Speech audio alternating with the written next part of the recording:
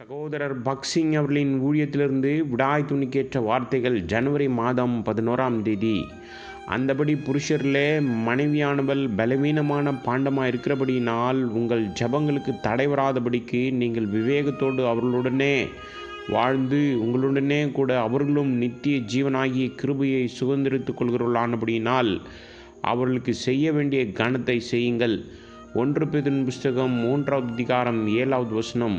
3 விதமான ஐக்கியத்தின் அடிப்படையில் இந்த தெய்வீக கொள்கைகளை பின்பற்ற முயற்சிப்பவர்கள் மகிழ்ச்சியான மற்றும் பயனுள்ள திருமண வாழ்க்கையை பெறலாம். அவர்கள் முதலில் ஆவிக்குரிய ஐக்கியத்திற்காக இயங்க வேண்டும். அதாவது அவர்கள் தங்கள் நாளை தேவனுடைய வார்த்தையோடு முழங்காலில் தொடங்க வேண்டும். அதே வழியில் தேவனுடைய வார்த்தையுடன் தங்கள் நாளை முடிக்க வேண்டும். அவர்கள் ஒவ்வொரு காரியத்திற்கும் முழங்காலில் ஒன்று சேர்ந்து அவருடைய சித்தத்தை தேட வேண்டும். ஒன்றாக தேவனை ஆராதிக்க வேண்டும் மற்றும் முடிந்தவரை ஒன்றாக தேவனுடைய வீட்டிற்கு செல்ல வேண்டும். பல கணவர்கள் என் மனைவி ஜெபிக்கட்டும், ஏனென்றால் நான் என் வேலை அல்லது வியாபாரத்தில் மிகவும் அலுவலாக இருக்கிறேன் என்று சொல்கிறார்கள். ஆனால் ஒன்றாக ஜெபம் செய்வது மிகவும் அவசியமாகும். ஆவிக்குரிய ஐக்கியத்தை பொறுத்தவரை அவர்கள் தங்கள் உலக பிரகாரமான மனித ஈர்ப்பு, உலக உடைமை, கல்வி, செல்வத்தை சார்ந்து இல்லை என்பதை உறுதிப்படுத்த வேண்டும். ஆனால் அவர்கள் எந்த சுயநல நோக்கமும் இல்லாமல் ஒருவரையொருவர் நேசிக்க வேண்டும். அவர்களுக்குள் பொதுவான எண்ணங்கள், பொதுவான நண்பர்கள், பொதுவான பாசங்கள், பொதுவான ஆசைகள், பொதுவான ஆர்வங்கள் மற்றும் பொதுவான இரகசியங்களை கொண்டிருக்க வேண்டும்.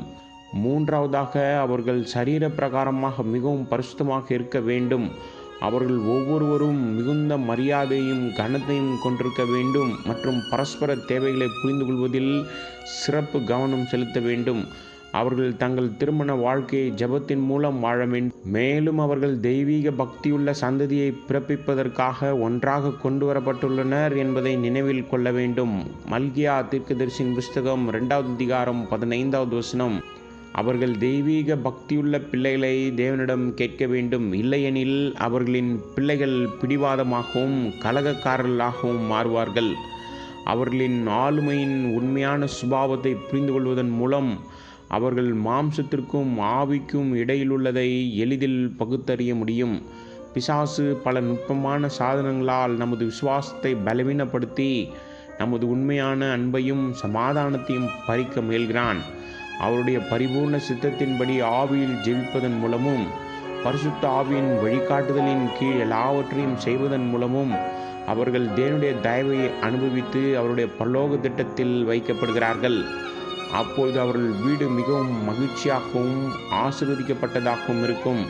சமாதானமான வீடு, மகிழ்ச்சியின் வீடு, அன்பின் வீடு, சேவையின் வீடு, தெய்வீக பிரசன்னத்தின் வீடு, நம்பிக்கை மற்றும் ஐக்கியத்தின் வீடு, தேவ நாமம் மகிமைப்படும் வீடாக அது போற்றப்பட வேண்டும்.